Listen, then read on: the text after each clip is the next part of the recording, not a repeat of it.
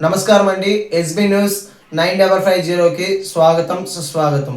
ఏ రోజు వార్త ఆ రోజు మనకు అప్డేట్ కావాలంటే ఎస్బీ న్యూస్ 9550 ఛానల్ను మీరు సబ్స్క్రైబ్ చేసుకుంటే ప్రతిరోజు వార్త మీకు అప్డేట్గా ఉంటుంది.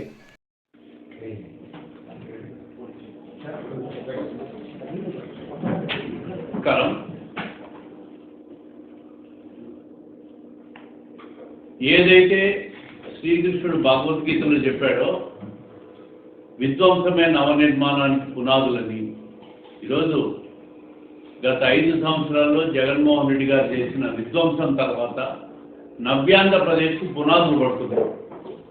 చంద్రబాబు నాయుడు గారి పరిపాలనా దక్షతతో అదేవిధంగా రాష్ట్రానికి దేశంలోనే ప్రపంచ స్థాయికి పెట్టుబడులు వచ్చే విధానంలో 25% పెట్టుబడులు వచ్చే దాంట్లో నారా లోకేష్ గారి కృషి ఈ రెండింటిలో కూడా నవ్యాంధ్రప్రదేశ్ నిర్మాణానికి పునాదులు పడుతున్న సమయంలో వైఎస్ఆర్ కాంగ్రెస్ పార్టీ వాళ్ళు ఎక్కడ చూసా రాష్ట్రంలో ఒక అరాచకం సృష్టించడం, వాళ్ళే ప్రొవోకేట్ చేయడం, ప్రజలను రెచ్చగొట్టడం, తెలుగుదేశం పార్టీ శ్రేణులు దౌర్జన్యం చేశారని చెప్పి ప్రజల్లోకి ఒక దుష్ప్రచారాన్ని తీసుకుపోయే పనిలో పట్టుకున్నారు. మన అంబటి రాంబాబు విషయంలో ఉద్దేశపూర్వకంగా ఆయన చేసిన వ్యాఖ్యలు తెలుగుదేశం పార్టీ శ్రేణులను రెచ్చగొట్టబడ్డాయని చెప్పి స్పష్టంగా చెప్పగలుగుతాం. ఆయన ఉద్దేశపూర్వకంగానే రెచ్చగొట్టి తన మీద దాడి చేయించుకొని ప్రభుత్వాన్ని దుష్ప్రచారం చేసి ప్రభుత్వం మీద దుమ్మెత్తిపోసే ప్రయత్నం చేశారు. ఎన్ని ప్రజలు గమనిస్తూ ఉన్నారు వైఎస్ఆర్ కాంగ్రెస్ పార్టీ ఏ విధంగా ప్రవర్తిస్తూ ఉంది. జగన్మోహన్ రెడ్డి గారి పర్యటనలు చూస్తున్నాం. పరామర్శకు పోయేటప్పుడు 500 కార్లు మందులు మొబిలైజ్ చేసుకొని పోవాల్సిన అవసరం లేదు. ప్రశాంతంగా పోయి నీ బాధ్యతలను పరామర్శించిరా. దానికి ప్రజల్ని ఇబ్బంది పెట్టడం ఎందుకు, ట్రాఫిక్ ఇబ్బందులు పెట్టడం ఎందుకు, ప్రభుత్వాన్ని ఇబ్బంది పెట్టడం ఎందుకు, పోలీసులు వాళ్ళ డ్యూటీ వాళ్ళు చేస్తూ ఉంటే వాళ్ళ మీద విరుచుకుపడడం ఎందుకు? ఇవన్నీ ఒక ఉద్దేశపూర్వక కుట్రగా జరుగుతూ ఉంది రాష్ట్రం మీద. రాష్ట్రానికి పెట్టుబడులు రాకుండా, రాష్ట్రానికి పారిశ్రామికవేత్తలు పెద్ద పెద్ద పెట్టుబడిదారులు రాకుండా, అభివృద్ధి చెందకుండా ఈ రాష్ట్రాన్ని నాశనం చేయాలని ఏకైక లక్ష్యంతో ప్రతిపక్ష పార్టీ ఆ విధంగా దుష్ప్రచారం చేసి మళ్ళీ ప్రభుత్వం అధికారంలోకి మేము వచ్చేస్తాం 3 ఏళ్లలో, అప్పుడు చూస్తాం మీ కథ అని మాట్లాడతాం. అది 5 ఏళ్ళు మీకు అధికారం ఇచ్చారు, మీరేం చేశారో ప్రజలు చూశారు. మళ్ళీ కళ్ళు మూసుకొని తెరిస్తే మళ్ళా 3 ఏళ్ళు అయిపోతుంది, ఇప్పుడు 2 ఏళ్ళు అయిపోయింది, మళ్ళీ మేము వస్తాం, పోలీసులు కథ చెప్తాం, మీ కథ చెప్తామని మాట్లాడతాం. ఎప్పుడూ ప్రతిపక్ష పార్టీ మీద, అవతల పార్టీ మీద విరుచుకుపడ్డము, మిమ్మల్ని అణిచివేస్తానన్నాము, ఒక భయానక వాతావరణాన్ని క్రియేట్ చేసే పాలనలో జగన్మోహన్ రెడ్డి గారు ఏమి చేశారని చెప్పి నేను అడుగుతాను. నిన్న పోతిరెడ్డిపాడుకు పోయినారు రాయలసీమ నాయకులంతా.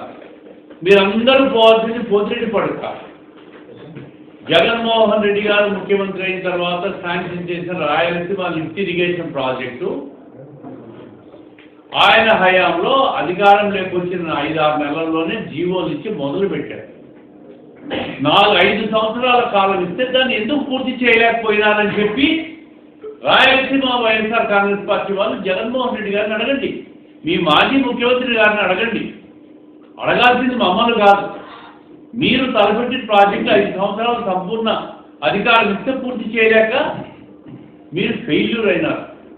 ఈరోజు పోతిరెడ్డిపాడు దగ్గరికి పోయి డ్రామాలు ఆడుతూ ఉన్నారు. నీళ్ల డ్రామా, ప్రాంతీయ విద్వేషాలు, తెలంగాణకు ఆంధ్రాకు ముడిపెట్టడం, కృష్ణా జిల్లాల వాటాలో వాళ్ళు ఎక్కువ తీసుకుపోతున్నారని మాట్లాడడం, ఆంధ్ర పట్టించుకోలేదని మాట్లాడడం. ఈరోజు ఒకసారి చూస్తే రాయలసీమలో ఉన్న రిజర్వాయర్లన్నీ కూడా పూర్తిగా నిండి రైతులకు నీళ్ళు ఇచ్చే పరిస్థితిలో ప్రభుత్వం సిద్ధంగా ఉంది. 700 కిలోమీటర్ల హంద్రీనివా ప్రాజెక్టును లైనింగ్ పూర్తి చేసినప్పుడు మీకు కనపడలేదా? 40 టీఎంసీల నీళ్లు 700 కిలోమీటర్ల కుప్పం వరకు తీసుకుపోయిన నీళ్లు మీకు కనపడలేదా కృష్ణా జిల్లాలో? పోతిరెడ్డిపాడు ఏం చేయకపోయినారు అక్కడ? ఏం ధర్నా దీక్షలు చేస్తారు? మీరెందుకు పూర్తి చేయలేకపోయినామని చెప్పి మీరు ముందు సమాధానం చెప్పాలి. 4 సంవత్సరాల్లో నేషనల్ గ్రీన్ ట్రిబ్యునల్ విధించిన స్టేని మీరు ఎత్తించలేకపోయినారు. ఆ రోజు కేంద్ర ప్రభుత్వంతో మీరు మిలాఖతులో ఉన్నారు కదా, సఖ్యతలో ఉన్నారు కదా, మరి ఎందుకు మీరు ఆ నేషనల్ గ్రీన్ ట్రిబ్యునల్లో ఇచ్చిన స్టేని మీరు ఎత్తలేకపోయినారు? అది ట్రిబ్యునల్ స్టేని తీసేసి ఉంటే ఆ ప్రాజెక్టు ముందుకు పోయేది. ఆ స్టేని తీయలేకపోవడము, సాంకేతిక పరిజ్ఞాన లోపము, అవగాహన లోపము, హడావిడిగా ప్రాజెక్టులను జీవోలు ఇష్యూ చేయడము, ఆ జీవోలు పక్కన వేయడము. కడప జిల్లాలో గండికోట నుంచి 1200 క్యూసెక్లతో అడిషనల్ లిఫ్ట్ కింద 4600 కోట్లతో హడావిడిగా ప్రారంభించినాం. రాజోలి ప్రాజెక్టు జీవోలు ఇష్యూ చేసినాం. ఇవన్నీ ఈ 5 సంవత్సరాల్లో కడప జిల్లాకు మీరు చేశారా అని అడుగుతాం. ఈ రాయలసీమ నాయకులు, కడప జిల్లా నాయకులు, వైఎస్ఆర్ కాంగ్రెస్ పార్టీ నాయకులు వీళ్ళందరూ కూడా సమాధానం చెప్పాలి. 5 సంవత్సరాలు మీకు టైం ఇస్తే ఏ ఒక్క ప్రాజెక్టు మీరు ఇచ్చిన జీవోను పూర్తి చేయగలిగినారా అని చెప్పి నేను అడుగుతాను. రాయలసీమ ఇరిగేషన్ ప్రభుత్వం, కూటమి ప్రభుత్వం అధికారంలోకి వచ్చినాక మేము ఏం చేశాం? 43 సంవత్సరాల తెలుగుదేశం పార్టీ ఆవిర్భావం నుంచి దాదాపు 23 సంవత్సరాలు పార్టీ అధికారంలో ఉంది.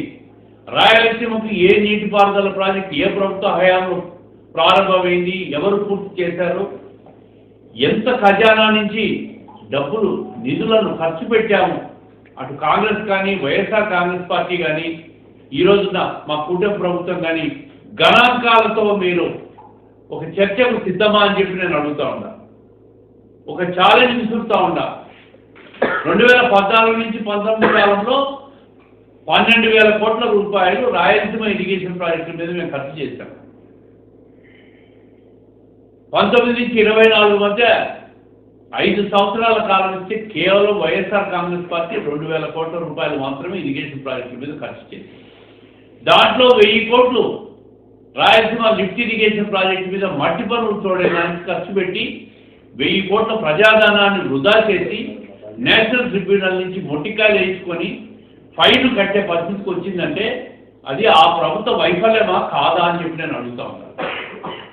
వాళ్ళు వైఫల్యం చెంది ఈరోజు ప్రాజెక్టులు పూర్తి చేయమని పోతిరెడ్డిపాడు పోతే సమాధానం చెప్పాల్సింది మేము కాదు, మీ నాయకుడు జగన్మోహన్ రెడ్డి గారు. ఆయన ఫెయిల్యూర్ను మీరు ప్రశ్నించండి. ఆయన ఇంటి ముందు పోయి దీక్షలు చేయండి. మా ఇంటి ముందు, మా పోతిరెడ్డిపాడులో గారు. చంద్రబాబు నాయుడు గారు రాయలసీమ అభివృద్ధికి పూర్తి స్థాయిలో కట్టుబడి ఉన్నాడు. పెట్టుబడులు వస్తూ ఉన్నాయి, ఎంఎస్ఎంఈ యూనిట్లన్నీ వస్తూ ఉన్నాయి, నీటిపారుదల రంగాన్ని ముందుకు తీసుకుపోతున్నాడు. పూర్వోదయ స్కీమ్ కింద ఉద్యానవన పంటలను అభివృద్ధి చేసేదానికి ఈరోజు రాయలసీమకంతా కూడా మేలు చేయాలన్న ఆలోచనతో, రైతాంగం బాగుండాలన్న ఆలోచనతో ముందుకు తీసుకుపోతా ఉంది ప్రభుత్వం.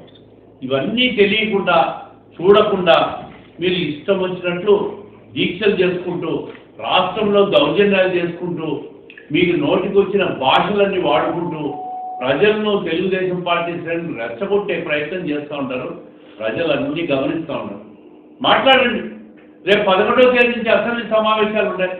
అసెంబ్లీ సమావేశాల్లో మాట్లాడండి, చర్చకు పోండి. రాయలసీమ లిఫ్ట్ ఇరిగేషన్ మీద ప్రభుత్వ విధానం, ముఖ్యమంత్రి గారు, నీటిపారుదల శాఖ స్పష్టమైన విధానం చెప్తుంది, అసెంబ్లీలోనే స్పష్టత ఇస్తుంది. మీరు అసెంబ్లీకి పోకుండా ఎక్కడో దీక్షలు చేస్తారు. మీకున్న 11 స్థానాలు, రాయలసీమలో 7 స్థానాలు ఉన్నాయి. 7 మంది ఎమ్మెల్యేలు పోయి అక్కడ మాట్లాడండి. అక్కడ మాట్లాడకుండా ఎక్కడో దీక్షలు చేసి ప్రజలను ఒక డైవర్ట్ చేసి ప్రాంతీయ విద్వేషాలు సృష్టించి పక్క రాష్ట్రాలకు మనం అందరం భారతదేశంలో ఉన్నాం. అన్ని రాష్ట్రాలు కలిసిమెలిసి అభివృద్ధి చేసుకునే పరిస్థితి ఉంది. దాన్ని మీరు పక్కన పెట్టి విద్వేషాలు సృష్టించి ఏదో ఈ ప్రభుత్వం రాయలసీమకు అన్యాయం చేస్తుందని చెప్పి ఒక అబద్ధాలు, అభూత కల్పనలు సృష్టిస్తే ప్రజలు నమ్మే పరిస్థితుల్లో లేరు. మిమ్మల్ని చూశారు, 5 సంవత్సరాలు మిమ్మల్ని చూశారు. మళ్ళీ మిమ్మల్ని చూసే ఉద్దేశం ఆంధ్రప్రదేశ్ రాష్ట్ర ప్రజలకు లేదు. ఒక సుస్థిరమైన పరిపాలన, ఒక శాంతి భద్రత ప్రాధాన్యత ఇచ్చే ప్రభుత్వం, అభివృద్ధి చేసే ప్రభుత్వం, దేశీ విదేశీ పెట్టుబడులు ఆకర్షించే శక్తి సామర్థ్యాలు ఈ కూటమిలో ఉన్న నాయకుడిగా చంద్రబాబు నాయుడు గారికి సంపూర్ణంగా ఉన్నాయి. ప్రజలు దాన్ని నమ్మి ఈరోజు పెద్ద తీర్పు ఇచ్చినారు. భవిష్యత్తులో ఇంతకంటే పెద్ద తీర్పులు ఇస్తారు. భవిష్యత్తులో 3 సంవత్సరాల రాష్ట్రం ఇంకా ముందుకు పోయే పరిస్థితికి వస్తుందని చెప్పి ప్రజలను వివరంగా వాళ్ళు చేసే కుట్రలు కుతంత్రాల నుంచి మీరు ట్రాప్లో పడద్దని చెప్పి ప్రజలు విజ్ఞప్తి చేస్తూ ఉన్నారు. విషయంలో చాలా స్పష్టంగా రిపోర్ట్లో కల్తీ జరిగిందని చెప్పి విచారణ కమిటీ ఇచ్చిన రిపోర్ట్ స్పష్టంగా తెలిసింది. దాని వెనక ఎవరు దోషులు, ఎవరు తప్పు చేశారనే దాని మీద మళ్ళీ నెక్స్ట్ రౌండ్ ఆఫ్ విచారణ జరుగుతుంది. టెస్టులు చేశారు, కల్తీ జరిగింది. కల్తీ జరిగిన మాట వాస్తవమైనప్పుడు ఎవరు ఎప్పుడు ఏ సమయంలో కల్తీ జరిగింది, ఎవరు దానికి సపోర్ట్ చేశారనే మీద విచారణ జరిగిన తర్వాత దాని మీద చర్యలు ఉంటాయి. దీంట్లో 2 అనుమానం లేదు. నిన్నంతా కూడా ముఖ్యమంత్రి గారు కానీ రాష్ట్ర మంత్రివర్గం అందరూ చెప్పినారు, దేవుడితో పెట్టుకున్న వాడు ఎవరు కూడా, తిరుపతి వెంకటేశ్వర స్వామితో పెట్టుకున్న వాళ్ళు ఎవరు కూడా బాగుపడరు, ఈ జన్మలోనే అనుభవిస్తారు, దీంట్లో అనుమానం లేదు అని స్పష్టంగా చెప్పడం జరిగింది. చర్యలు ఉంటాయి, ప్రజలకు తెలియాలా. తిరుపతిని కూడా అపవిత్రం చేసిన ప్రభుత్వం, దానికి బాధ్యత ఎవరంటే అది గత ప్రభుత్వ పెద్ద జగన్మోహన్ రెడ్డి గారే.